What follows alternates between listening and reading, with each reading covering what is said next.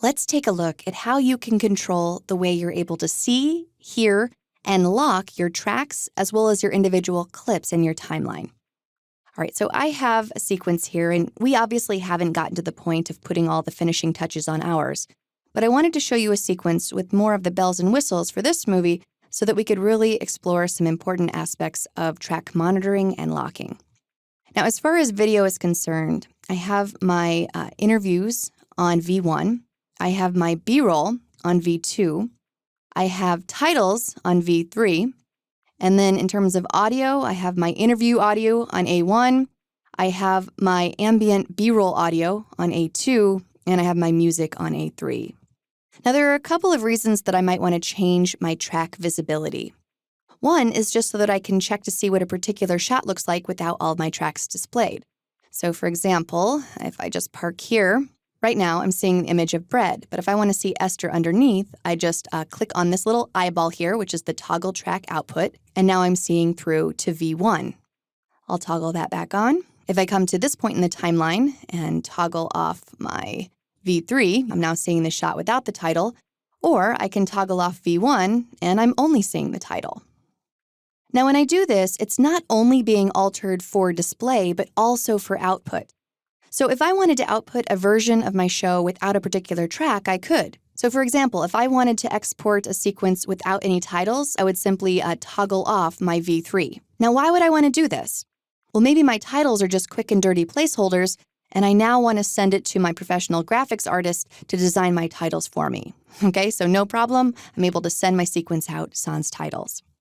The same goes for my audio, but instead of the little toggle track I icon, I have M and S for mute and solo. So if I'd like to isolate my interview audio, I can. Right now, I'm hearing it with the music. Small family-run bakery with... But if I just want to hear my interview, I can solo that. Very small family-run bakery. Or maybe I want to export a version of my sequence without my music so that my composer can work on it. I still want my interview audio and my ambient B-roll, so the easiest thing to do there would simply be to mute my music. A civil war, and we've had lots of recessions, and barons are still made.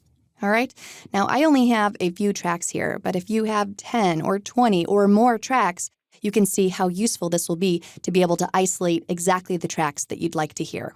Now, what if you just want to turn off certain clips instead of an entire track? Well, you can easily do that as well.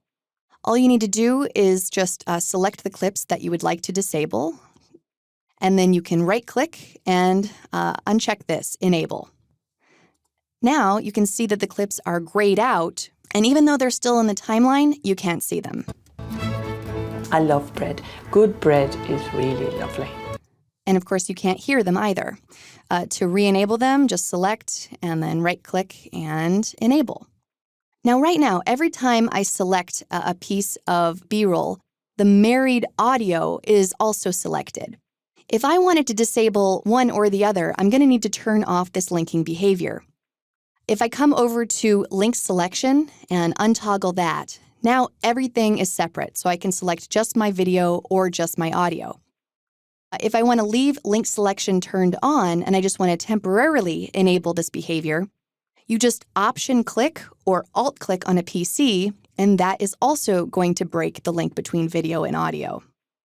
All right, so if I wanted to turn off all of this audio, I can Option-click, or in this case, probably Option-lasso, all of my audio clips. My video is not selected, and then I just right-click and uncheck my Enable option. And now the clips are still in the timeline, but they're silent. We've had lots of recessions, and barons are still. And I'll just enable those again. Finally, another useful technique is the ability to lock tracks. And again, I do that simply by clicking on this little lock icon. When I do that, the lock closes, and you can see that the track has this cross-hatching on it. This means I can't make any changes. I can't even select the clips on this track. So locking your music track is actually a really common thing, because if you are making edits in your timeline, let's say, for example, I'll just perform a lift here, so I'm going to press semicolon. Now, even though that A3 was selected, because it was locked, I didn't lift out my music. I'll undo that. One thing to be careful of is locking a track that contains married video or audio.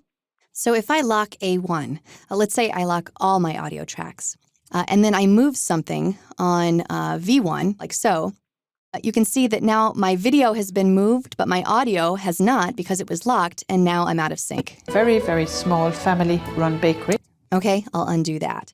So that's not as common a situation, but just be aware of what tracks you're locking. Okay, so as you can see, changing your track's visibility, audibility, and lockability are really useful techniques during the editing process.